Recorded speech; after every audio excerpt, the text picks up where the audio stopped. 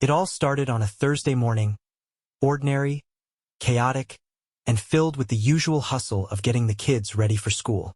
I was making breakfast, shuffling through cereal boxes while my two kids squabbled over who got the last of the chocolate milk. Claire, my wife of 10 years, had already left early for her work at a marketing firm downtown, so I was on dad duty solo. The phone rang, slicing through the commotion. Weird, no one ever calls this early. The caller ID showed an unfamiliar number. I almost let it go to voicemail, but instinct kicked in. What if it was Claire? What if she'd forgotten something important? Hello, I answered, balancing the phone between my ear and shoulder as I poured milk into my son's bowl. There was a brief pause before a woman's voice came through. Mr. Bennett? Yes, this is he. Who's calling? My name's Maria. I'm your housekeeper's sister. Maria? My brain scrambled, trying to connect dots. Our housekeeper, Elena, was a quiet woman in her early 50s, meticulous and kind. What would her sister want with me? I'm sorry if this is sudden, Maria said, but I thought you should know something. Okay? My heart thumped a little faster. I didn't know how to approach this, but my sister told me something strange. She saw your wife several times last month, leaving a hotel nearby during work hours. The world around me blurred for a second. I gripped the edge of the counter. I don't understand. Claire was at a hotel for work. Maria hesitated, as if debating whether to say more. I think it's best if you check it out yourself. I'm sorry for calling like this, but I thought you'd want to know. She hung up before I could ask any more questions, leaving me standing there in the middle of the kitchen, the smell of burnt toast filling the air. My thoughts spiraled. Claire and a hotel? That couldn't be right. My wife wasn't the type to take secret trips to hotels. We had a happy marriage, or so I thought.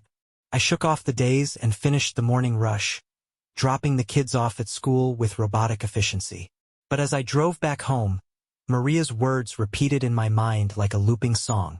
By the time I pulled into the driveway, my hands were trembling against the steering wheel. I couldn't ignore this. I needed answers. Later that morning, while Claire was at work, I sat at the dining room table with my laptop, my fingers hovering over the keyboard. Should I really do this? Would looking into it make me the paranoid husband I'd always promised myself I'd never become? I told myself it was just to put my mind at ease. One quick search and I'd laugh at the absurdity of it all. But when I opened our joint calendar, something didn't sit right. Meetings overlapped. Time gaps existed where she should have been at work. I found myself scrolling back through weeks of her schedule, checking everything I could. My pulse was racing, and not in a good way. The first clue came in the form of an expense. A lunch charge at a hotel cafe. It seemed innocent until I saw how often it appeared. Twice last week. 3 times the week before. The same hotel. My mind was at war with itself. One part of me screamed, it's just a coincidence. She could have meetings there. The other part whispered, what if it's not? Before I knew it, I was searching through credit card transactions. That's when I found something that turned my stomach. A purchase from 2 weeks ago. Room service at the same hotel under Claire's name. I shut the laptop, leaning back in my chair as I tried to process it all. The air felt heavy, suffocating. I couldn't jump to conclusions without proof, but my gut told me something was wrong. I needed to investigate. I spent the rest of the day pacing the house, replaying every memory I could summon of Claire over the past few weeks. Her late nights at work, the extra time spent getting ready in the mornings, the way she'd been glued to her phone more often than usual. All of it seemed so glaring in hindsight. I hated how easily my mind filled in blanks, but I couldn't deny the pit of dread growing in my stomach. By the time the kids were asleep, I was restless, nerves on edge. The house felt too quiet without Claire. She'd texted earlier, saying she'd be working late, but I didn't reply. Couldn't. My phone sat on the kitchen counter, ignored, as I downed a glass of whiskey for courage. I had a plan, one I hated but knew I had to follow through on. At 10:30 p.m., I grabbed my car keys and drove to the hotel. The constellation of neon lights reflecting off wet pavement gave the city an eerie glow as I pulled into the hotel's parking garage. I parked in a corner spot, out of view from the main entrance, and took a deep breath. The whole place smelled like car exhaust and damp concrete, which somehow felt appropriate given the situation. The lobby was sleek, modern, cold. White marble floors, minimalist decor, and the faint hum of elevator music playing overhead. I felt out of place in my jeans and hoodie among the business people checking in and out, but I kept my head down and headed for the front desk. A young man with slicked-back hair and a name tag reading Ethan greeted me with a polite smile. "Good evening, sir. How can I assist you?" My throat felt dry, but I managed to say, "I'm trying to surprise my wife. She's staying here tonight, and I forgot what room she booked." His smile wavered slightly, and I could see the wheels turning in his head. I was prepared for this. "I'm happy to provide that information," Ethan said, "but I'll just need to verify her name." I leaned on the counter, trying to appear casual as my fingers drummed against the marble. "Claire Bennett. She's a regular guest here. Probably booked under her name." Ethan typed something into the computer, his gaze darting between the screen and me. "I see a reservation under that name, but the room was checked into earlier today by another guest. Are you sure she's staying here tonight?" My stomach twisted. "Can you tell me who checked in? I'm afraid I can't give out that information without proper authorization." He lowered his voice, as if sensing the tension radiating off me. "I'm really sorry." I plastered on a smile that didn't reach my eyes. "No problem. Thanks for your help." I stepped away from the desk, heart pounding. I wasn't leaving without answers. I found a quiet corner near the elevators, pretending to scroll through my phone while I waited. If Claire or whoever was in that room was here, they'd have to show up eventually.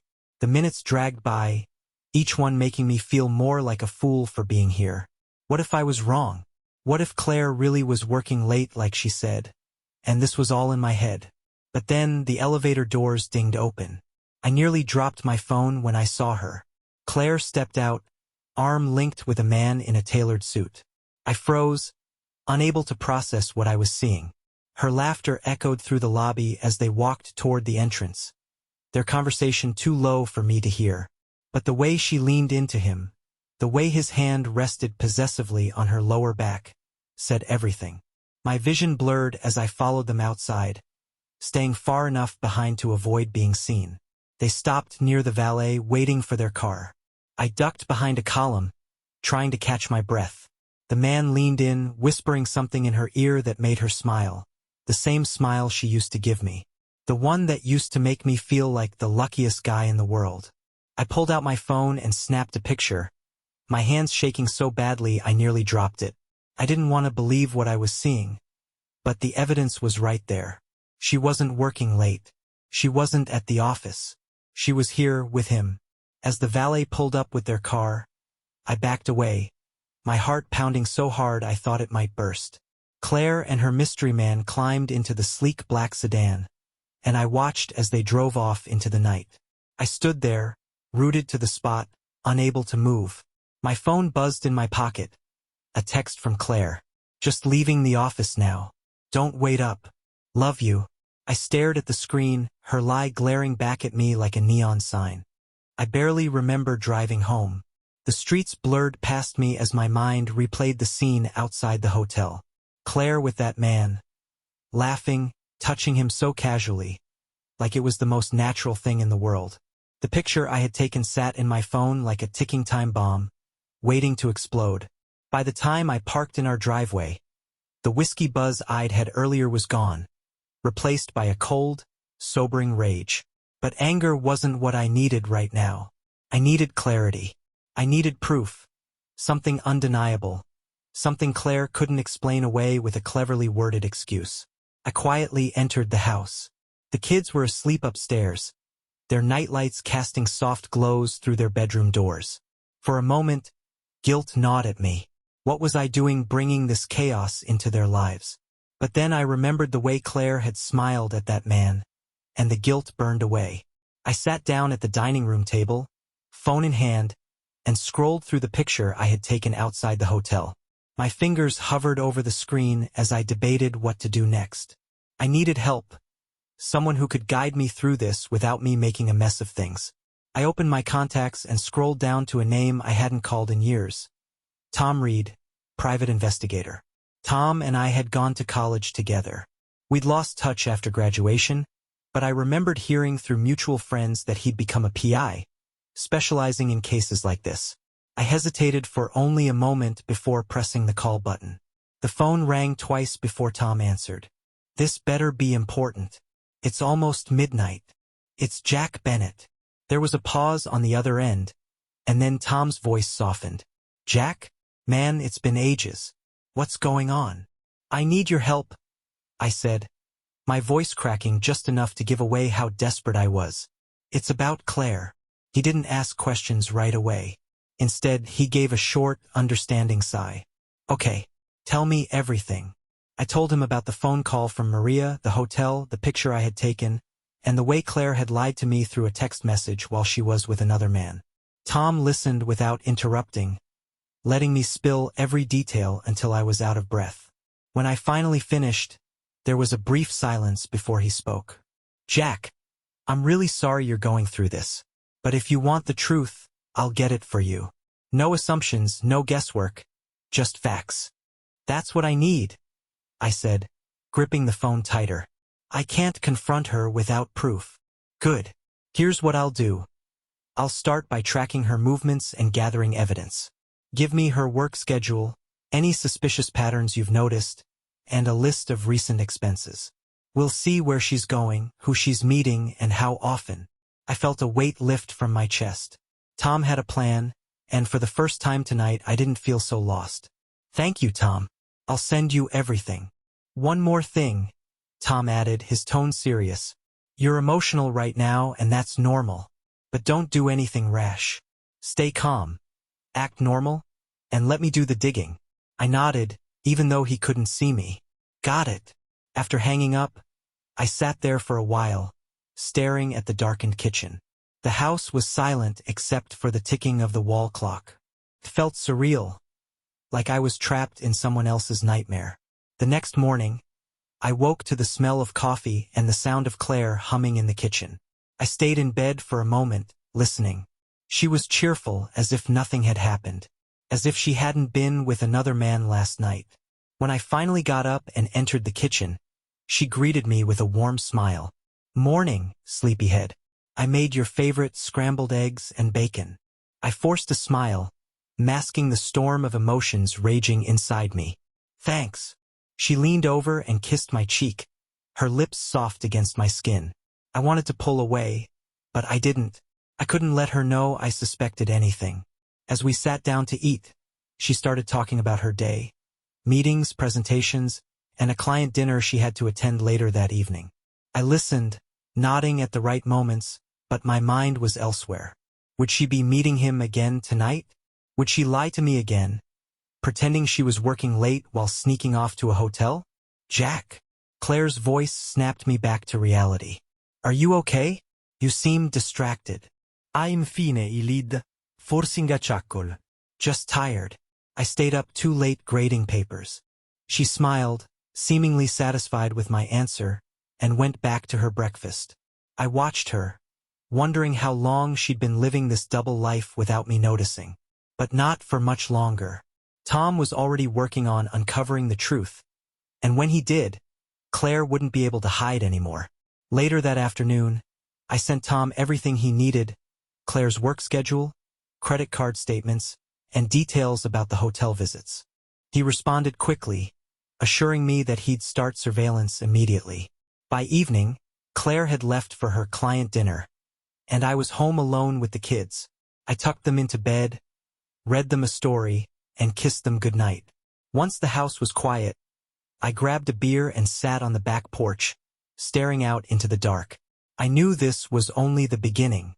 There were still so many unanswered questions, and part of me dreaded the answers Tom would find. But I had to know, because if Claire really was betraying me, then she wasn't just destroying our marriage. She was destroying the life we'd built together.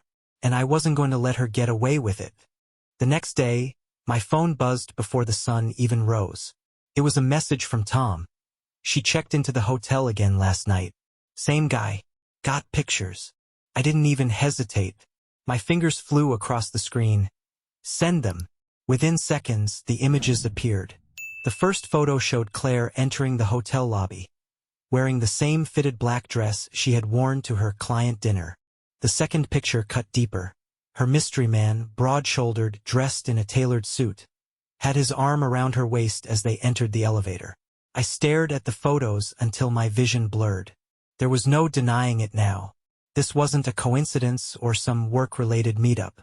Claire was having an affair. I needed air. I tossed on a hoodie, slipped out the front door, and walked aimlessly through the quiet streets of our neighborhood. The morning chill bit at my skin, but I barely felt it. My mind was spinning, replaying every happy moment we'd shared. Our wedding day, the birth of our kids, our late-night conversations about growing old together. Had any of it been real? Eventually, I found myself sitting on a park bench near the playground where I used to take the kids. The swings creaked softly in the breeze, their empty chains swaying like ghosts of the past. Tom's next message jolted me back to reality. Want me to keep tracking her tonight? Or are you ready to confront her? I took a deep breath, my fingers hovering over the screen as I typed my reply. Keep tracking. I need more. When I returned home, Claire was in the kitchen, making pancakes with the kids. She looked up and smiled as if nothing was wrong. Morning, babe. Where'd you sneak off to? I shrugged, keeping my voice steady. Just needed some air. She didn't press further, turning her attention back to the stove. As I watched her flip pancakes, laughing at something our daughter said, I felt the weight of her betrayal press down on my chest like a boulder. How could she do this and still act so normal? But the truth was I was acting too. I had to. That evening, Claire claimed she had another client dinner. I kissed her goodbye at the door, my lips brushing against the woman I no longer recognized, and watched as she drove off. As soon as her taillights disappeared, I called Tom. Where is she now? She just parked at the hotel. Same guy met her in the lobby, he said. They're heading up to the same room as last night. I gripped the phone tighter, my knuckles turning white. How long do you need to get there? 15 minutes tops, Tom replied. What are you thinking? I hesitated. Confronting her now would mean ripping off the bandage, exposing everything. Was I ready for that? No, not yet. I had to see it with my own eyes first. I'm heading there now, I said. I drove in silence, the hum of the engine drowning out my thoughts. When I pulled into the hotel's parking garage, Tom was already waiting near the entrance, leaning against his car with a camera slung over his shoulder. You sure you want to do this? He asked. I need to, I replied, my voice hollow. We entered the hotel through the side door, avoiding the main lobby. Tom led me to the service elevator, where he punched in the floor number Claire had gone to. The ride up felt endless. My heart pounded so hard I thought it might burst out of my chest. When the elevator dinged, we stepped into the hallway, its plush carpet muffling our footsteps. Tom checked the room number he had on file and pointed to the door at the end of the corridor. Room 2410, he whispered. I nodded, swallowing hard as I approached the door. My hand trembled as I pressed my ear against it. Muffled voices and laughter seeped through the wood. My blood ran cold. Claire's laughter. His voice. I turned to Tom. Start recording. He nodded, pulling out his phone and aiming it at the door. I took a deep breath, my fingers hovering over the handle. I wanted to barge in, to catch them red-handed, to unleash every ounce of rage bottled up inside me. But something held me back. A tiny voice in my head reminding me that this was bigger than my anger. I needed this evidence for what came next. Instead of barging in, I knocked. There was a brief pause, followed by hurried footsteps. The door creaked open, revealing Claire, her hair slightly disheveled and her lipstick smudged. Her eyes widened when she saw me. Jack. Behind her, the man, tall, smug, and now shirtless, was standing by the bed, frozen like a deer in headlights. He had that look, the one that said he knew exactly who I was. Surprised to see me? I asked, my voice surprisingly calm. Claire opened her mouth, but no words came out. Instead, she stepped back, as if the weight of my presence was suffocating her. I didn't step inside. I didn't need to. Tom had captured everything. I hope it was worth it, I said, turning away before I could see the tears welling in her eyes. I didn't want her to see mine. Tom followed me back down the hall, his camera still rolling. We didn't speak until we were outside, the cool night air slapping me back to reality. "You okay, man?" Tom asked softly. I let out a shaky breath, wiping my face with the sleeve of my hoodie. "No, but I will be, because now I had what I needed." And Claire had no idea what was coming next. The drive home was a blur. The city lights streaked past me like shooting stars, but I barely noticed them. My mind was stuck on Claire's face when she opened the door. The shock, the guilt, and worst of all, the fear. She knew she'd been caught. When I pulled into the driveway, the house was dark except for the dim porch light. The kids were already asleep, and the quiet felt suffocating. I sat in the car for a few minutes, gripping the steering wheel, replaying the moment over and over until it felt like I was watching a movie instead of living it. I wasn't sure what hurt more, seeing her with him or the realization that I still loved her despite everything. Finally, I forced myself out of the car. I couldn't sit there all night wallowing. I had work to do. The house felt colder than usual, but maybe that was just me. I made my way upstairs to check on the kids, peeking into their rooms one by one. My daughter was curled up under her unicorn blanket, clutching her favorite stuffed bear. My son was sprawled out, snoring softly, with his toy cars scattered across the floor. I stood there for a moment, my throat tightening. They didn't know their world was about to be turned upside down. And it was all because of Claire. Back in the kitchen, I poured myself a glass of water, my hands trembling slightly as I took a sip. I knew what had to be done, but that didn't make it any easier. I pulled out my phone and texted Tom. "Send me everything you have. Videos, photos, everything." His response came within seconds. "On it. You sure about this, Jack?"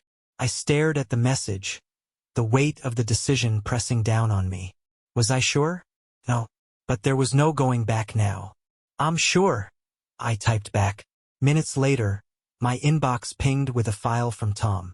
I opened it, my heart pounding as I scrolled through the evidence. Photos of Claire entering the hotel. Videos of her and her lover leaving together. The timestamps painted a grim picture, each one a reminder of how long this had been going on without me knowing. I saved everything to a secure folder on my laptop. This wasn't just for me. It was for the divorce lawyer, the custody battle, the financial negotiations. Claire wasn't just betraying me. She was jeopardizing our family, and I needed to protect what mattered most. My kids. The next morning, Claire walked into the kitchen like it was any other day. She was dressed in a casual sweater and jeans, her hair still damp from the shower. She smiled at me, but it didn't reach her eyes. "Good morning," she said, grabbing a mug from the cabinet. "Morning," I replied, keeping my voice neutral as I sipped my coffee. I didn't trust myself to say much more without letting the anger slip through. Claire leaned against the counter, stirring her coffee absently. "I have a lot of work to catch up on today. I'll probably be home late again." The audacity of her lie almost made me laugh. "Almost. Take your time," I said, forcing a small smile. "Don't overwork yourself." Her eyes flicked to mine, searching for something. Suspicion, maybe, or a sign that I knew. But I kept my expression unreadable, and after a moment, she seemed satisfied. "I'll see you tonight," she said, kissing me on the cheek before heading out the door. As soon as she was gone, I grabbed my phone and called the lawyer Tom had recommended. Amelia Hawthorne, divorce attorney. I had looked her up the night before and liked what I'd read. She didn't just handle divorces. She dismantled her opponents, especially in cases involving infidelity. The receptionist transferred me to her line after a brief hold. "Mr. Bennett?" A confident voice greeted me. "This is Amelia. I understand you're looking to discuss divorce proceedings." "Yes," I replied, my voice firmer than I expected. "My wife's been cheating on me, and I have proof." "Good," she said without missing a beat. "The more evidence you have, the better." We'll go over everything in detail, but first I need to ask, what's your priority in this case? Custody, assets, or something else? My kids, I said without hesitation. I want full custody. Understood. With the right strategy, that's entirely possible. We'll meet in person to go over the evidence, and I'll draft a plan from there. Can you come by my office tomorrow morning? Absolutely. We scheduled the meeting, and I hung up, feeling a strange mixture of relief and dread. The wheels were officially in motion. That evening, Claire came home as if nothing had changed. She set her purse down, kicked off her heels, and asked me what I wanted for dinner. I told her anything was fine, keeping my tone casual. We sat down with the kids, laughing over their stories from school, but inside, I was miles away. After the kids went to bed, Claire curled up on the couch with her laptop, scrolling through work emails. I sat across from her, watching her from behind the screen of my phone as I pretended to read an article. I couldn't believe how easily she slipped back into our routine, like she wasn't tearing our family apart piece by piece. But I let her believe she was getting away with it, because when the storm hit, I wanted her to feel the full force of it. That night, as I lay in bed beside her, I made a list in my head. Everything I needed to do before confronting her. I couldn't afford any loose ends. Finalize the evidence with Amelia. Secure the kids' school records. Freeze our joint accounts. Move forward with custody arrangements. And when everything was ready, Claire wouldn't just lose me. She'd lose the life she thought she had under control. Because this time, I wasn't just playing defense. I was going to hit her where it hurt. The next morning, I woke up before Claire. She was still curled under the blankets, her hair spread across the pillow, looking peaceful. Felt like some cruel joke. How could she sleep so easily while I was drowning in the weight of what she'd done? I slipped out of bed, careful not to wake her, and headed downstairs to get ready for my meeting with Amelia. I left the house before the kids woke up and drove to the law office, the sun barely rising over the horizon. My heart thumped against my ribcage as I parked outside the sleek, glass-front building. This meeting was the point of no return. Amelia's office was modern and minimal, the kind of place that exuded quiet power. She greeted me with a warm but professional smile, gesturing for me to take a seat across from her. "Let's get right into it," she said, sliding a legal pad and pen in front of her. "I reviewed the preliminary information you sent me last night. First off, I'm sorry you're going through this, but it sounds like you're already ahead of the game. You have the evidence, and that's crucial." I nodded, sliding my phone across the table. "Everything's on here, photos, videos, timestamps. My PI documented everything." Amelia scrolled through the files, her face remaining neutral as she reviewed the damning evidence. When she finished, she set the phone down and folded her hands on the desk. "This is solid," she said. "There's no way she can deny the affair. But here's the thing, Jack. Getting full custody won't be easy unless we build a case that shows her infidelity directly impacts the kids. Courts don't always care about affairs unless we can prove it's affecting the children's well-being." "How do we do that?" I asked, leaning forward. "We show a pattern of neglect or instability," she explained. "Has she been absent for important family events? Neglecting the kids? Anything that paints her as prioritizing her affair over her responsibilities as a mother?" I thought back to the nights she claimed she was working late, leaving me to handle dinner, homework, and bedtime routines on my own. "She's missed a lot of nights at home recently," I said. "Sometimes, she doesn't even call to say good night to the kids." Amelia jotted down notes. "That's a good start. We'll need witnesses who can back up that claim. Can your housekeeper, teachers, or anyone close to the family confirm her absences?" "Elena, our housekeeper, would definitely vouch for that," I said. "She's been around long enough to notice the changes." "Perfect. I'll contact her for a statement. We'll also subpoena Claire's work records to cross-check her alibis. If she's been lying about working late, that'll strengthen your case." Amelia paused, her pen tapping softly against the desk. "What about your finances? Have you noticed any suspicious spending? Large withdrawals? Unexplained expenses?" I nodded, remembering the hotel charges. She's been spending money on hotels, fancy dinners, and who knows what else. Freeze your joint accounts today, Amelia advised. It's legal as long as we notify her attorney once the divorce is filed. This prevents her from draining the funds before we reach a settlement. I exhaled slowly. I'll do that right after this. Amelia leaned back in her chair, her expression softening. Jack, I know this is overwhelming, but you're doing the right thing. Once we have everything in place, we'll file the divorce papers and get you temporary custody while the case moves forward. I ran a hand through my hair, trying to absorb everything. And Claire? When do I confront her? Amelia's lips curved into a faint smile. When the papers are ready, you'll serve her directly. Until then, act normal. The calmer you are, the more it'll catch her off guard. I left the office with a sense of purpose. For the first time in days, I felt like I had control. Back home, Claire was on the couch, scrolling through her phone. She glanced up when I walked in. You're home early. Yeah, I said, forcing a casual tone. Just had a few errands to run. She smiled and patted the cushion next to her. Come sit with me. The sight of her made my stomach churn, but I crossed the room and sat down.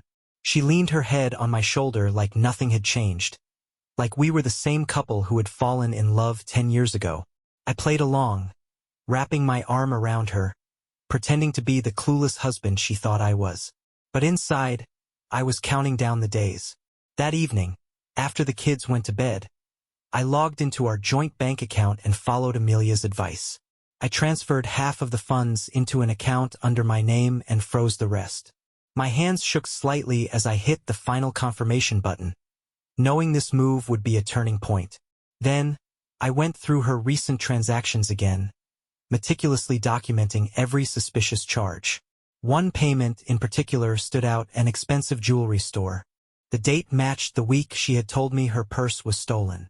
I opened the receipt and nearly threw my laptop across the room when I saw the engraving. Forever yours, A. The man she was seeing. I stared at the words, bile rising in my throat. She hadn't just cheated. She'd bought him a token of their affair, using our money.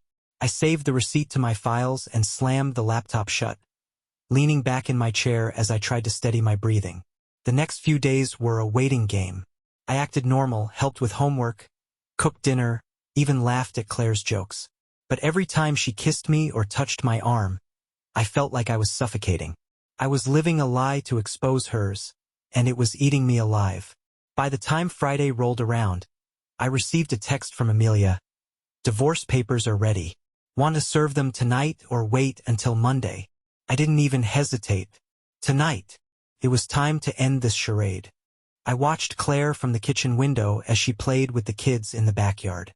It was a perfect scene. The woman I'd once adored laughing, pushing our son on the swing, while our daughter drew chalk flowers on the patio. If someone walked by, they'd think we were the picture-perfect family. But tonight, that picture would shatter. My phone buzzed on the counter, and I swiped it open to see a message from Tom. I'm outside with the papers. You ready? Yeah. Give me a few minutes. I poured myself a glass of water, the coolness barely registering against the fire raging inside me. My mind cycled through what was about to happen. Would she cry? Beg for forgiveness? Deny everything even when faced with the evidence? I wasn't sure, but one thing was certain. There was no going back. By the time Claire and the kids came back inside, I had already sent them upstairs with promises of a movie night after their baths. I needed them out of the way for what was coming. Claire walked into the kitchen, her cheeks flushed from the cool evening air. She smiled as she leaned against the counter, sipping the glass of wine she had poured for herself. That was nice, she said softly. We should do that more often.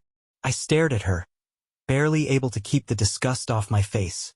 How could she be so comfortable, so normal, knowing what she'd been doing behind my back? I took a step closer, my voice calm and measured. Claire, we need to talk. She frowned, setting the glass down. What's wrong? Everything inside me screamed to just get it over with, but I took a breath and steadied myself. Sit down. She hesitated but followed me to the dining room table. I pulled out the chair across from her and sat down, hands clasped in front of me like I was about to conduct a business meeting. "Jack, you're scaring me," she said, her voice uncertain. "Good," I replied. "Because you should be scared." The color drained from her face. "What are you talking about?" I pulled my phone out of my pocket, opening the folder Tom had compiled. I slid the phone across the table and watched her eyes widen as the photos came into view. Her hand trembled as she scrolled through them. Her walking into the hotel, the man's arm around her waist, them leaving together. The timestamps were there, each one a nail in the coffin of our marriage. "I trusted you," I said, my voice barely above a whisper. "I trusted you with everything. Our home, our family, our future. And this is what you did." She dropped the phone like it burned her, tears streaming down her face. "Jack, please, it's not what it looks like. Don't." I cut her off, my voice sharper than I intended. "Don't insult me by pretending there's some innocent explanation. I know everything, Claire. The hotel, the late nights, the jewelry you bought him." Her mouth opened and closed, as if she was searching for the right words. But there were no words that could save her now. "How long?" I demanded, my hands curling into fists. "How long has this been going on?" She sobbed into her hands, shaking her head. "A few months. I didn't mean for it to happen, Jack. I was lonely. We were drifting apart. And I slammed my hand on the table, making her jump. "Don't you dare blame this on me. I've been here every day, taking care of our kids, making sure you had everything you needed. I was committed to us. You were the one who stepped out." She wiped her eyes, her sobs quieting into shallow breaths. "It didn't mean anything. I was going to end it." I let out a bitter laugh. "You were going to end it? That's rich, Claire. When? After you drained our accounts and ran off with him?" She shook her head furiously. "No, Jack. I swear it's you I love. I was stupid, and I'm so sorry. Please, we can fix this." I stood up, pushing the chair back with a screech. "No, Claire. There's no fixing this." Just then, the doorbell rang. I didn't move. I knew who it was. Claire wiped her face and looked at me, confused. "Are you expecting someone?" I walked to the front door and opened it to find Tom standing there, briefcase in hand and a solemn expression on his face. He handed me the envelope containing the divorce papers. "You sure about this?" he asked quietly. I nodded, taking the envelope. "I'm sure." As I turned back to the dining room, Claire stood frozen, her eyes wide as she realized what I was holding. "No," she whispered, backing away. "Jack, please don't do this. We can work through this. I'll go to counseling. I'll do anything." I placed the envelope on the table in front of her. "It's too late for that. You made your choice, and now I'm making mine." Her sobs broke the silence as she sank into the chair, clutching the papers as if they were her last lifeline. "What about the kids?" she choked out. "You can't take them away from me." I leaned in, my voice cold. "Watch me." Without another word, I turned and walked out of the room, leaving her to face the reality of what she had done. Upstairs, I checked on the kids, who were still watching their movie, blissfully unaware of the chaos unfolding downstairs. I sat on the edge of my daughter's bed, stroking her hair as she giggled at the cartoon on the screen. My son leaned against me, his small body warm and comforting. This was what I was fighting for. Not revenge, not to hurt Claire, but to protect them from the fallout of her betrayal. Downstairs, Claire's sobs echoed through the house. But for the first time in weeks, I didn't feel helpless. I felt free. Claire packed her bags the next morning. She moved silently through the house, her presence now a shadow of what it had once been. I watched her from the kitchen, not saying a word. What was there left to say? When she finished, she stood by the front door, tears streaming down her face. "Jack, I held up a hand, stopping her. "Goodbye, Claire." She nodded, her lips trembling, and walked out. I watched from the window as her car disappeared down the street, taking her out of my life. For a moment, I stood there, unsure of what to feel. The weight of everything pressed down on me, but beneath it, there was something else. Freedom. The kids' laughter echoed from upstairs, grounding me. I wiped my eyes, took a deep breath, and headed up to join them. This wasn't the end of my story. It was the beginning of something new.